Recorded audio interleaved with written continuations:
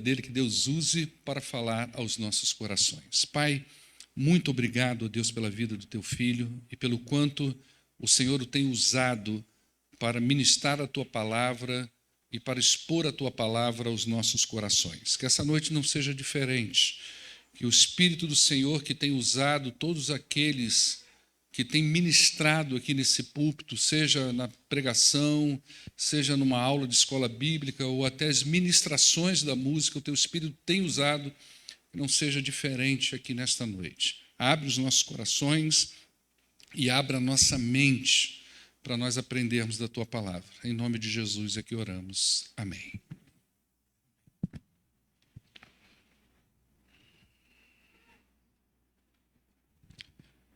Boa noite, igreja, a graça e a paz do Senhor Jesus, amém? Muito bom poder mais uma vez estar aqui pregando a palavra do Senhor, ter esta oportunidade. Como o pastor Paulo falou, hoje é o meu último culto de domingo, né? Quinta-feira eu ainda estou aqui pregando, e sim, eu volto com muita saudade para lá, mas também confesso que estou com saudade da minha casa. Quando a gente tem a nossa casinha, a gente às vezes vai chegando uma hora que você quer voltar para sua casa, né? Mas vou voltar com o coração assim quebrado em relação à saudade de muitos, em relação até à saudade do lanche do Brito, viu? Só terminando um merchan aí. Quando a gente vai para longe, a gente passa até a valorizar mais, falar, eu devia ter comido mais lanche do meu pai, né? Então valorizem, valorizem. Ainda tem aí alguns lanches, desfruta de um tempo que não é só o lanche que é gostoso, né?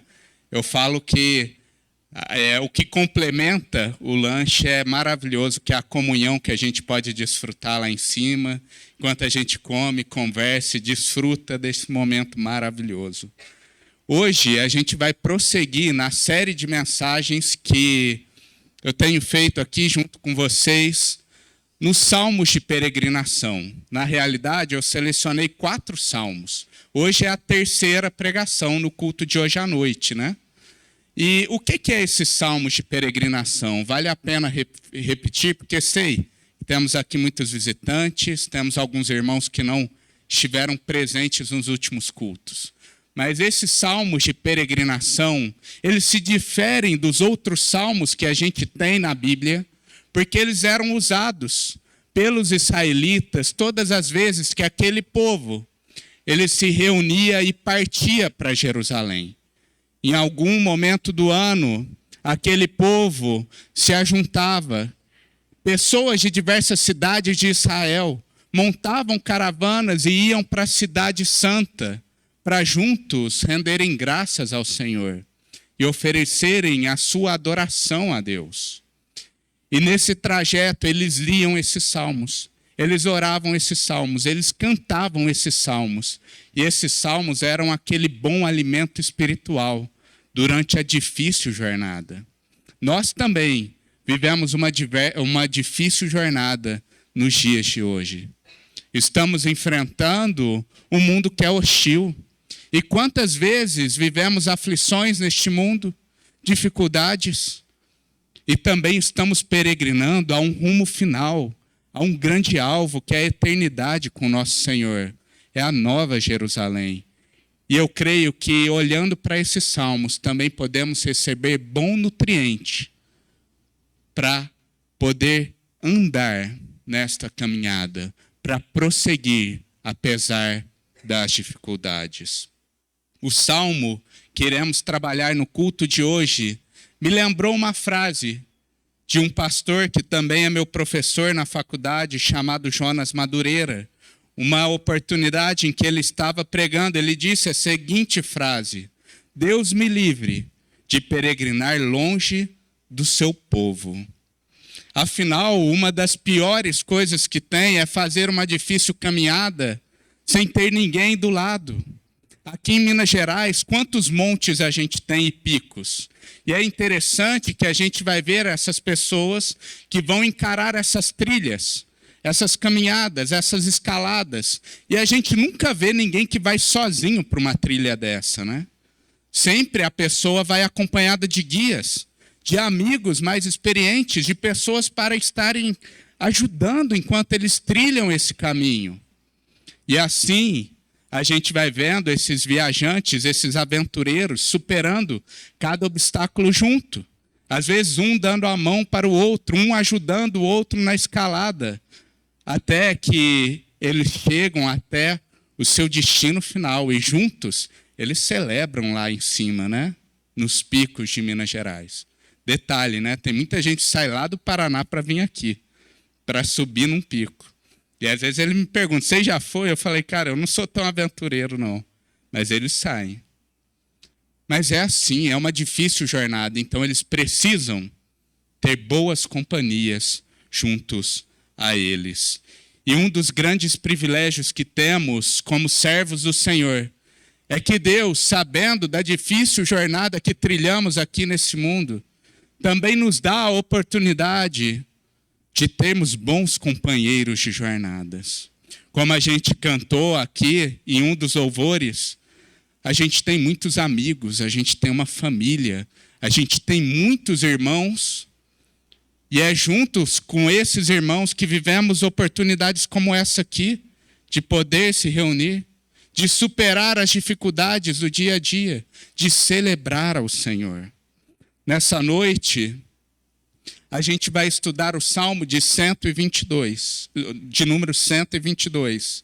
Um belo escrito, um escrito de Davi, que retrata a alegria dos peregrinos que celebram ao Senhor juntos, vencendo esta caminhada difícil e chegando ao seu destino final, cheios de alegria.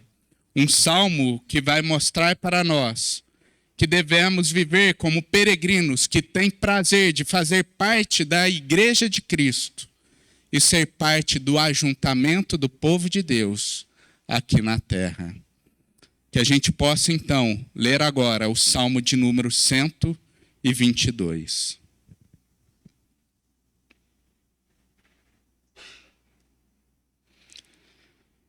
A palavra de Deus diz: alegrei-me com os que me disseram, vamos à casa do Senhor.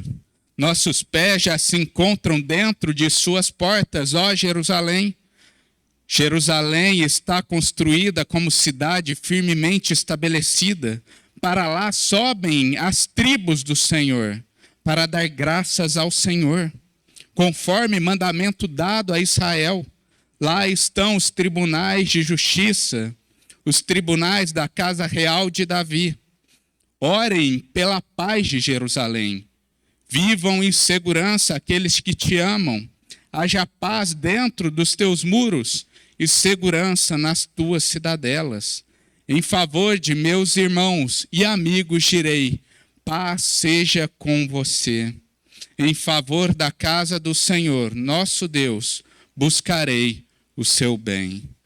Senhor Deus, obrigado pela tua palavra, que o Senhor esteja me auxiliando e o teu Espírito esteja nos ensinando neste momento. É essa oração que faço em nome de Jesus. Amém.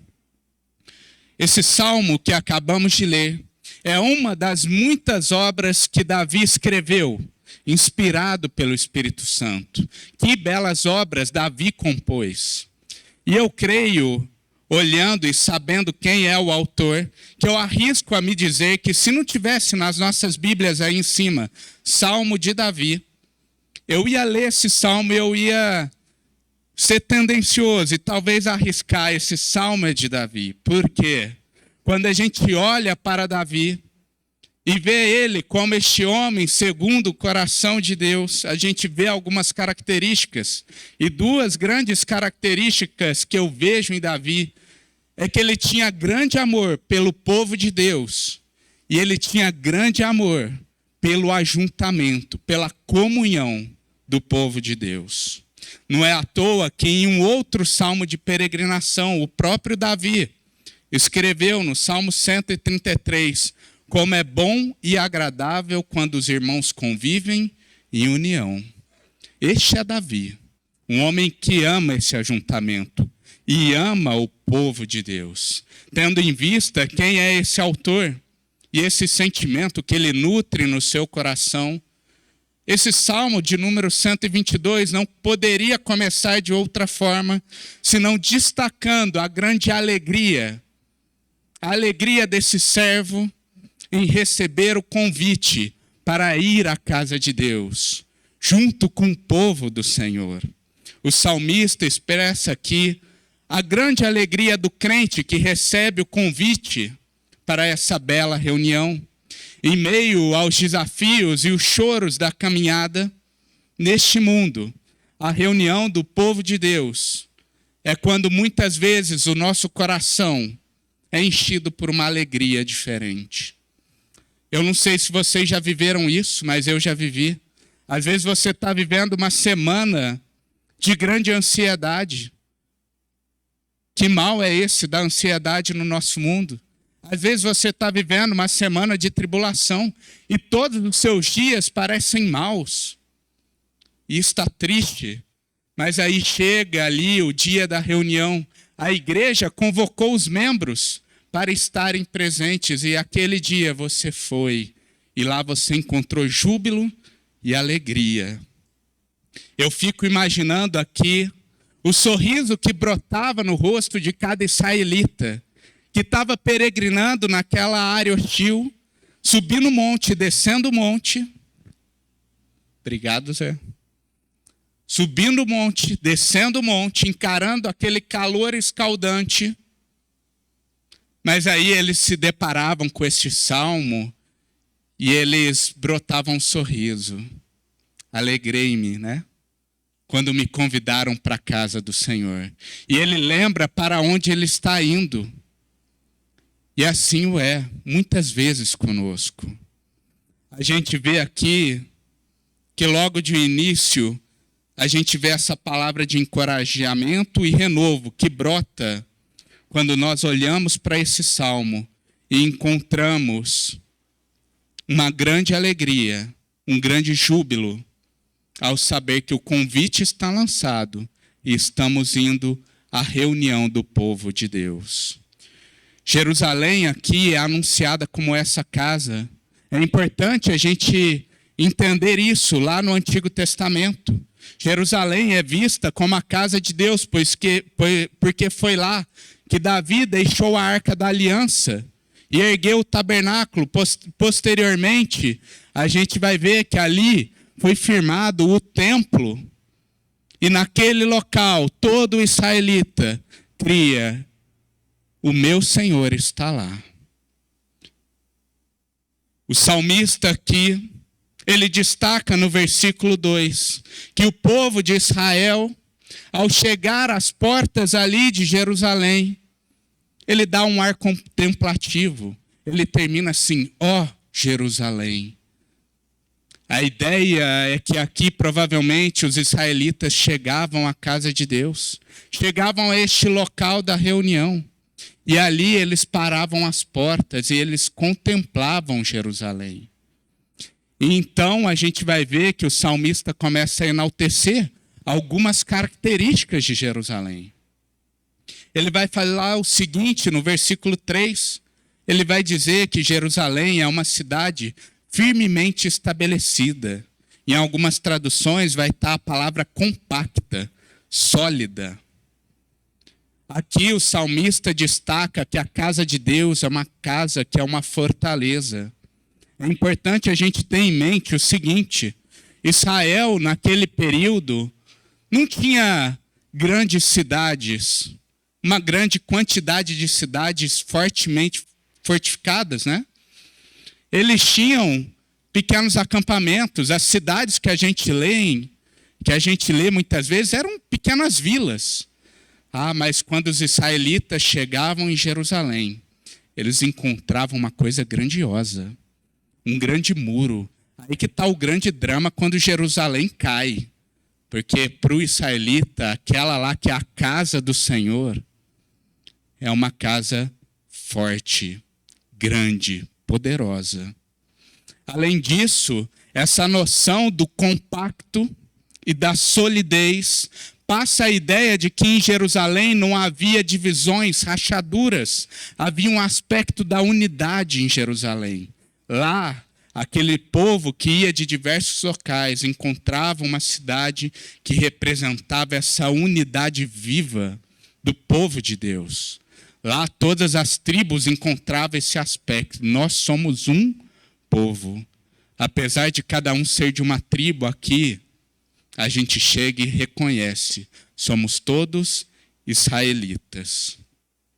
Ainda sobre Jerusalém, no versículo 5, a gente vai dizer que ali estava o trono de justiça, provavelmente uma referência aos sacerdotes, aos principais sacerdotes que ficavam ali. E aqueles sacerdotes, eles julgavam aquilo que é correto e instruía o povo acerca da justiça. E também naquele local estava o trono do rei davídico. Estava o trono de Davi e dos seus descendentes. A gente vê que a grande liderança de Israel estava estabelecida ali. E é nessa casa estabelecida que ocorre uma das maiores maravilhas que a gente encontra nas Escrituras, que é o ajuntamento do povo. No versículo 4 vai dizer que para lá sobem todas as tribos do Senhor para dar graças a Deus. É interessante a gente ver que há um destaque, que todas as tribos iam para lá. E é importante a gente entender uma coisa. Eram povos de cidades distintas. Eram povos diferentes entre si. Eram povos que tinham costumes diferentes entre si. Apesar deles serem, sim, judeus, israelitas, em sua maioria ali, a gente tem características de algumas regiões, igual aqui. Em Minas Gerais, se você for um pouquinho para o lado, esbarrou em Juiz de Fora e a gente não sabe se está no Rio ou em Minas Gerais. A gente vai para o oeste e a gente vai encontrar lá Uberlândia e parece que a gente está mais no centro-oeste. É todo mundo mineiro, né? Mas tem essa pluralidade. E a gente vai ver aqui esse povo plural encontrando a unidade em um só lugar. E ali se reconhecendo como irmão, como uma grande família reunida. Nesse local temos todos os peregrinos se juntando em adoração a Deus. Tendo em vista que o Antigo Testamento é uma sombra daquilo que no Novo Testamento se torna pleno, podemos comparar essa reunião do povo de Deus em Jerusalém com a reunião que estamos tendo aqui, com as nossas reuniões em igreja. Afinal de contas, a nossa reunião aqui na igreja, o Senhor Jesus Cristo, que está no trono de justiça e é aquele que ocupa o trono de Davi, está. E ele está aqui, neste momento.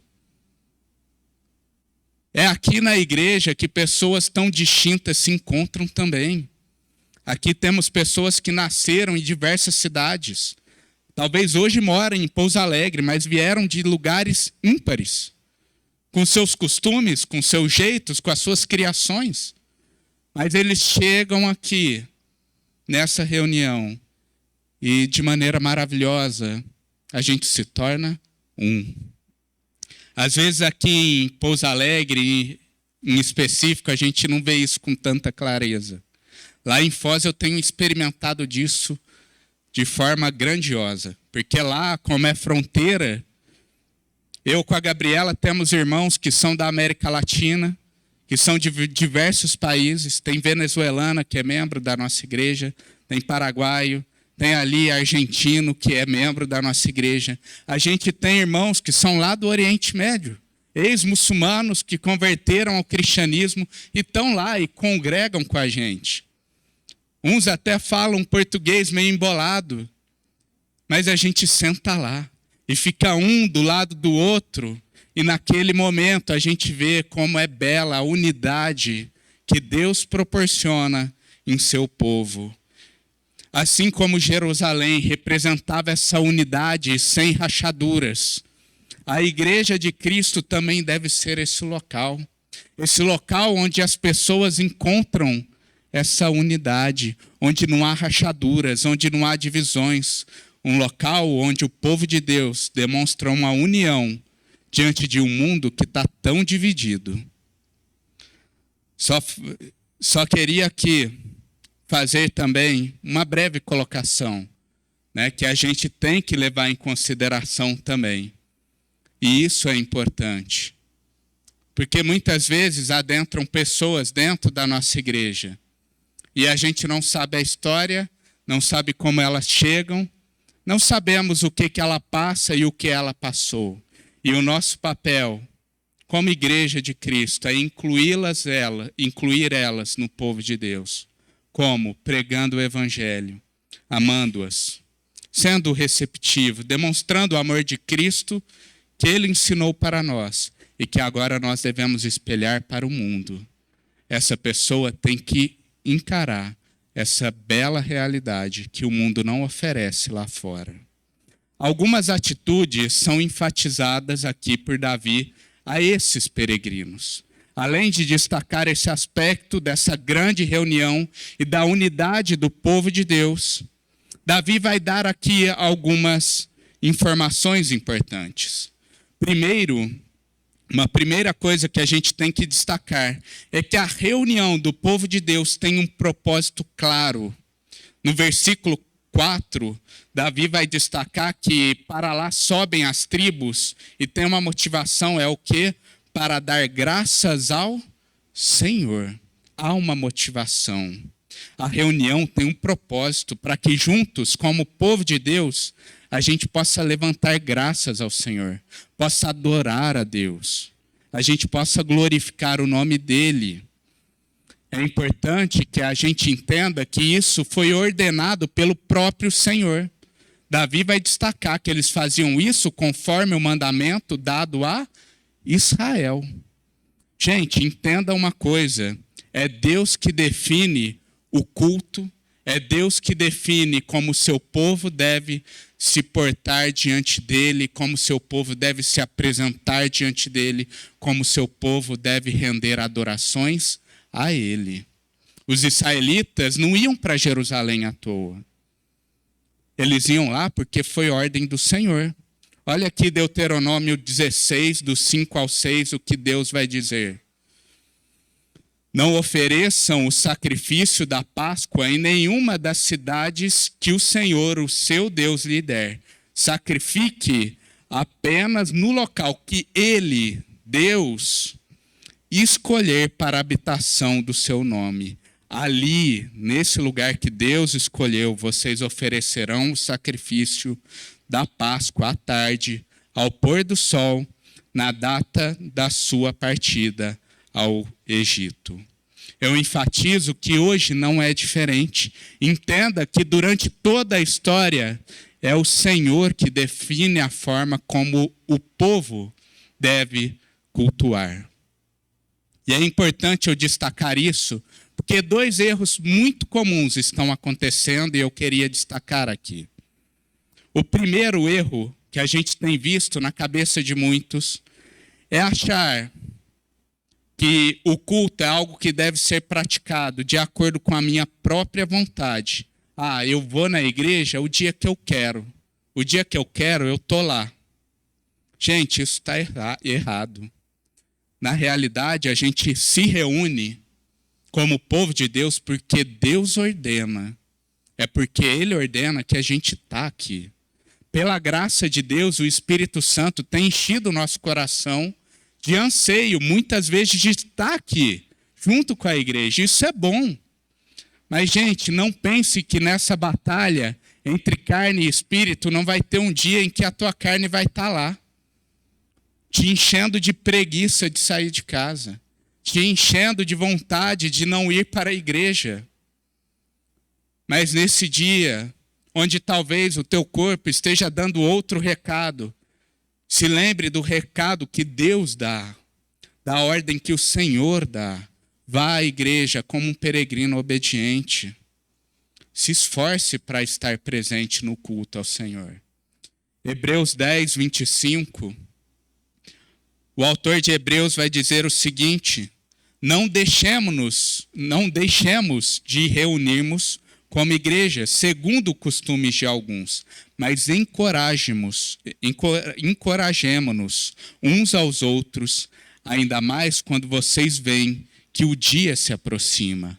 Olha o que o autor de Hebreus alerta aqui, que a gente não deixe de se reunir, e eu acho interessante o que ele fala logo em seguida, né? Encoraje uns aos outros, porque é essa ideia da caminhada do peregrino. Às vezes não é você que está vacilando em relação a isso, mas é o seu irmão.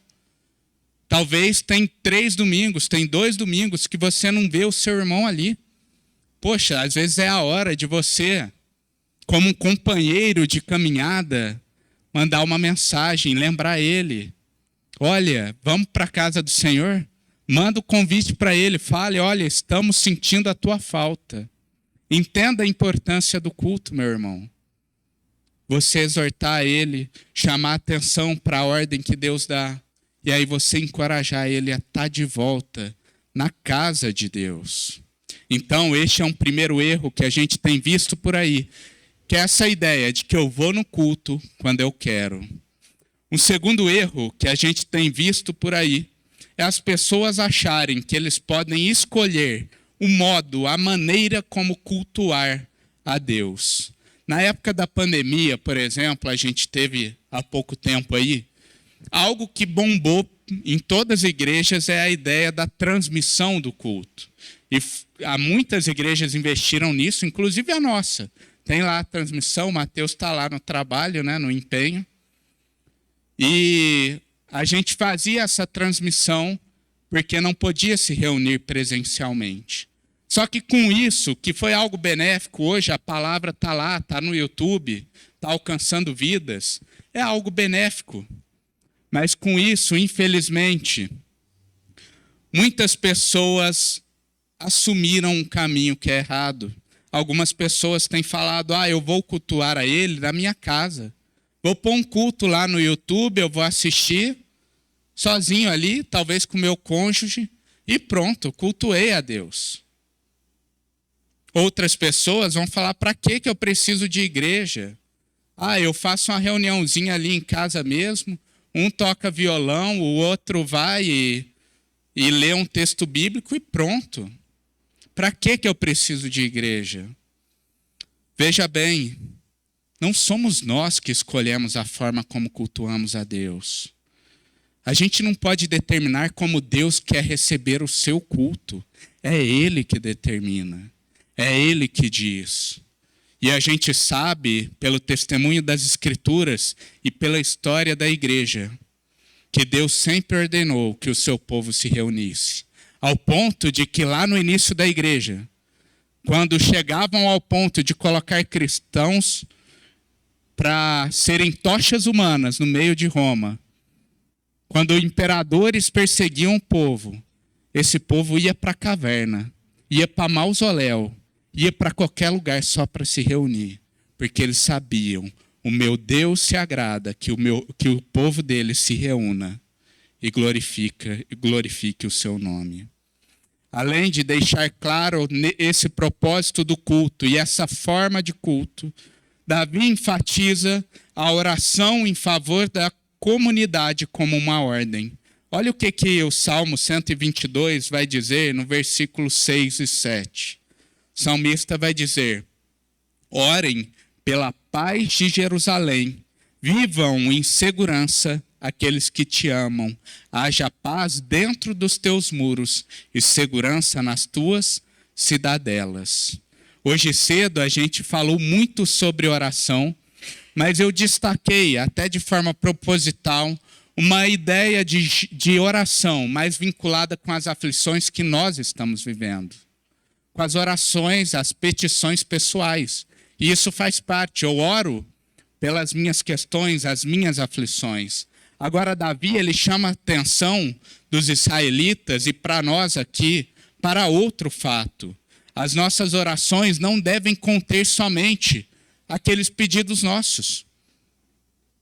Aquelas orações que muitas vezes a gente faz que são egoístas, porque não olha para o outro, não olha para a igreja em si. Mas Davi destaca aqui que as nossas orações devem abarcar as necessidades da comunidade de fé que vivemos, da comunidade de fé que fazemos parte. Olha aqui como Davi ele vai ordenar os israelitas no versículo 6 a ele orar pela necessidade de Jerusalém. E Davi vai falar, orem pela paz, orem pela segurança de Jerusalém. Orem. Nós, como crentes, também temos responsabilidade de orar e interceder pela nossa igreja local e pela igreja espalhada em todo o mundo. Isso quer dizer que a gente precisa saber a necessidade. Eu não sei quanto tempo você tem frequentado o culto aqui, ou quanto tempo você já é membro aqui dessa igreja, mas uma pergunta que eu te faço é: alguma vez, por exemplo, você já chegou a um líder de ministério ou ao pastor da igreja e perguntou: pastor, qual é a necessidade da igreja? Tem algum projeto para 2024 que vocês estão planejando? Algum problema que precisa ser tratado? Meu irmão, se você não fez essa pergunta ainda, não perca tempo. Faça e ore, porque isso é bom e é a ordem do Senhor. A gente tem que orar pelas necessidades da igreja. Eu pego aqui o exemplo do apóstolo Paulo. Quantas vezes a gente lê as cartas de Paulo e ele vai começar com uma oração pela igreja. Ele vai falar com aquela igreja: olha, fiquei sabendo que entre vocês há tal coisa. E às vezes vai orar, vai dar graças. Ou seja, Paulo era alguém que se inteirava do que estava acontecendo naquela igreja. Ele orava pela igreja.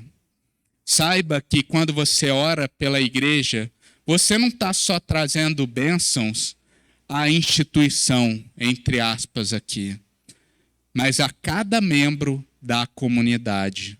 Olha o que diz o versículo 8 desse salmo.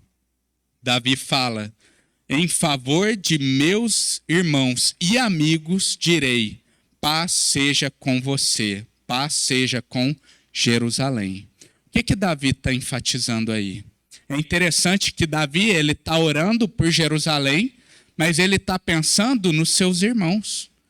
Porque o que Davi pensa? O que o autor do Salmo pensa aqui? Ele fala: olha, eu vou orar por Jerusalém, e se Jerusalém for agraciada, não é só a cidade em si que vai ser abençoada.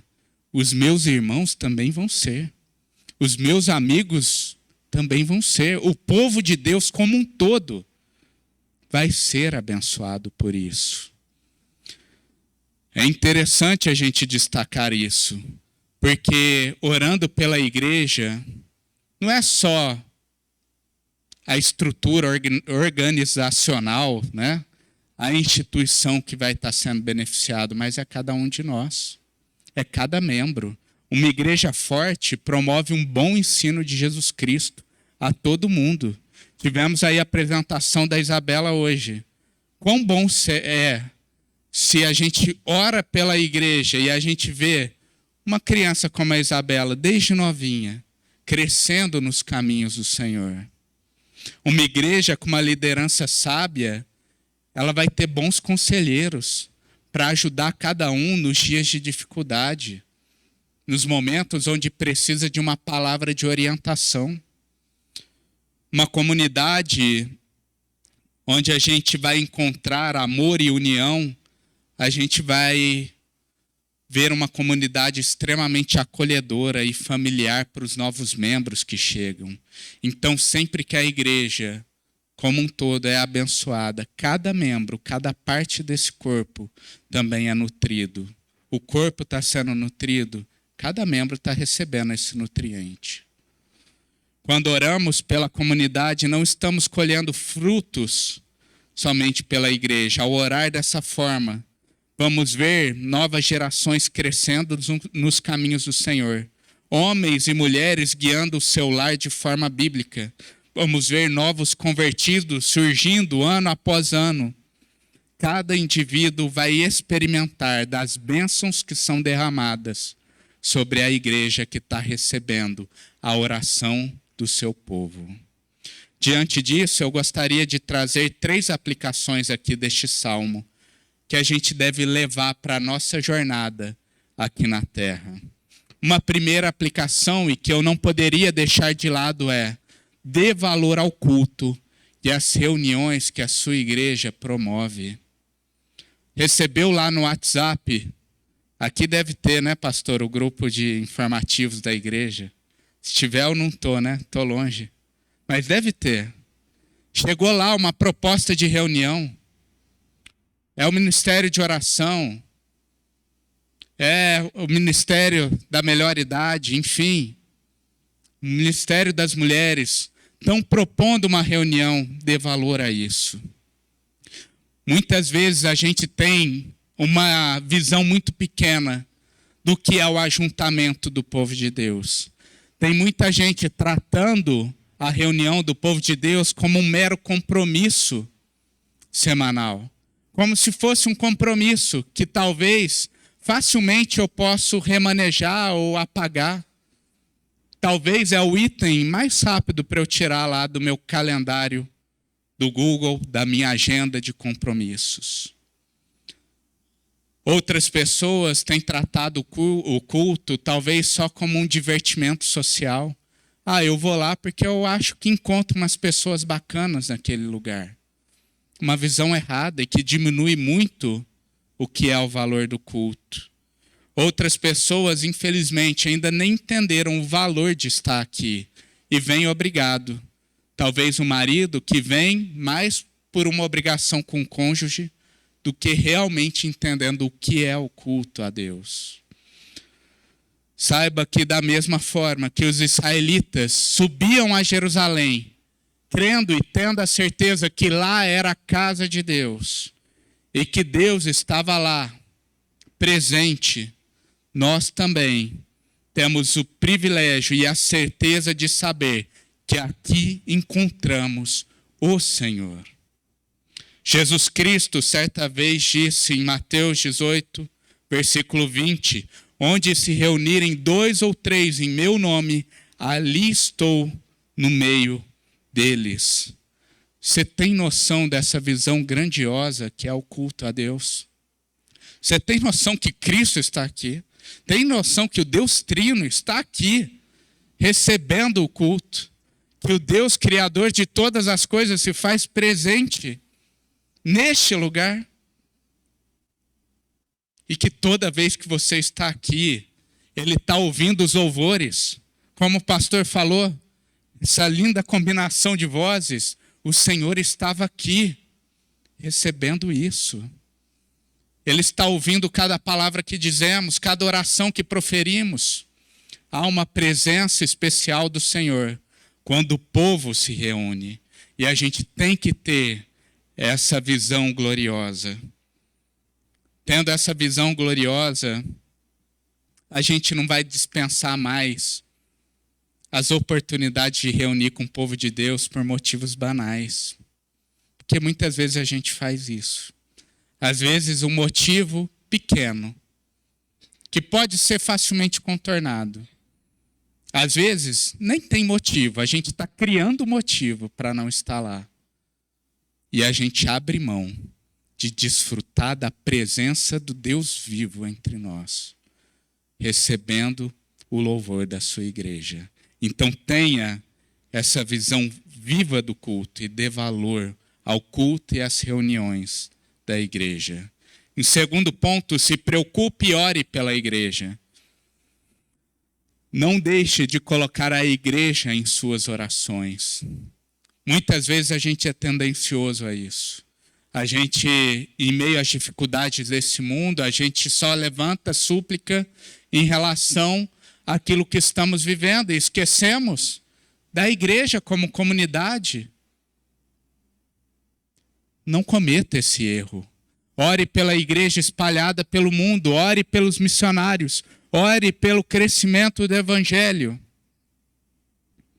Ore para que as pessoas que estão em países de perseguição sejam protegidas pelo Senhor. Além disso, eu destaco aqui, ore pela sua igreja local, porque sim, a gente faz parte de uma igreja universal que está espalhada por todo o globo, mas em especial a gente faz parte de uma comunidade, que a gente se encontra semanalmente, que a gente sabe que tem suas necessidades. Coloque isso em suas orações. A igreja está pequena e precisa de um templo novo. Hoje mesmo está lotado aqui. Queria ver essa igreja talvez 2 vezes maiores, 3 vezes maiores. Eu queria ver a igreja crescendo. É uma necessidade da igreja. Ore a Deus por isso.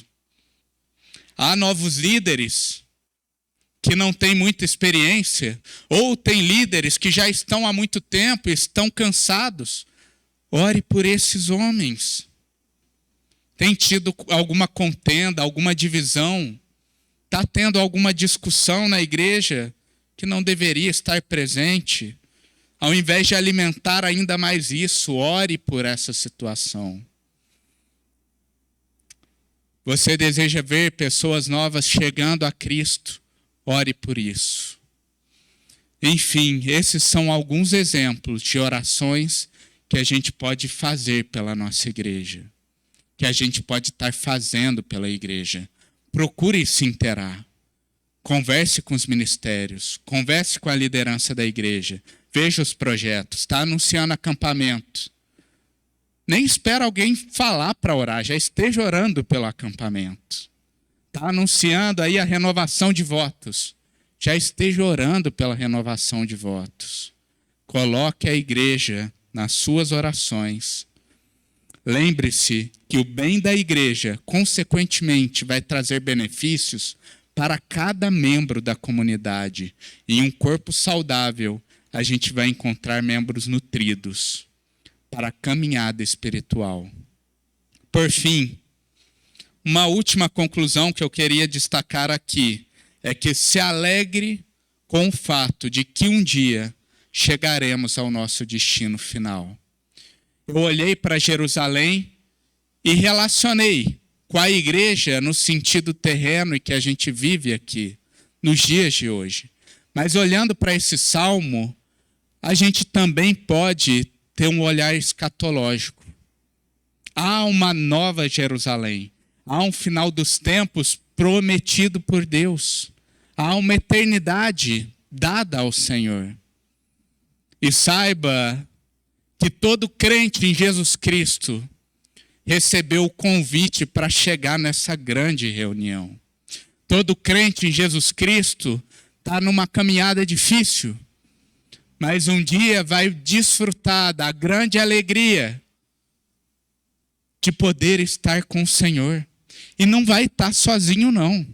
Você pode olhar para a pessoa que está do seu lado, pode olhar para a pessoa que está atrás, para frente. Eu não quero chegar lá na eternidade sozinho, não.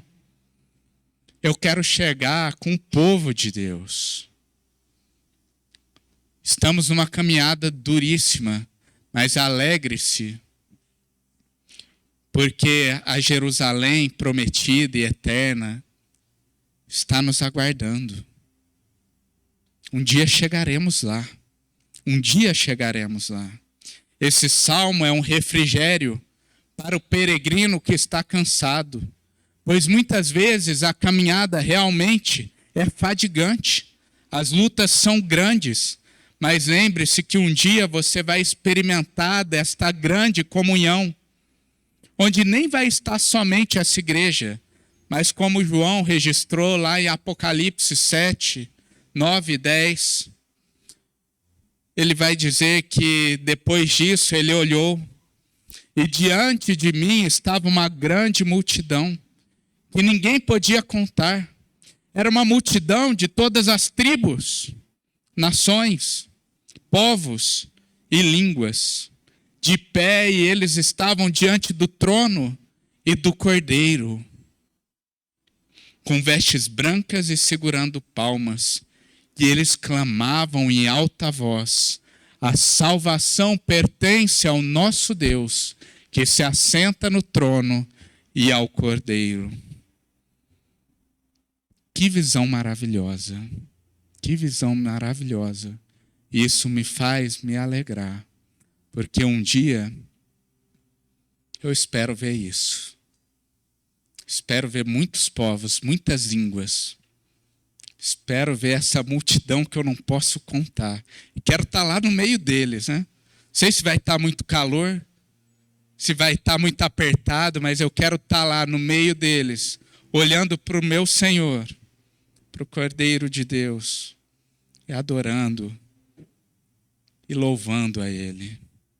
Isso é alegria para o peregrino.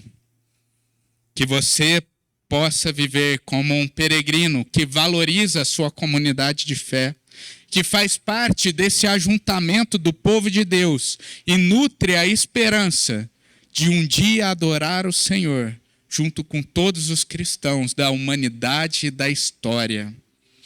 Deus me livre de peregrinar longe do povo de Deus. Eu quero estar junto com Ele, não só aqui, mas na eternidade. Amém?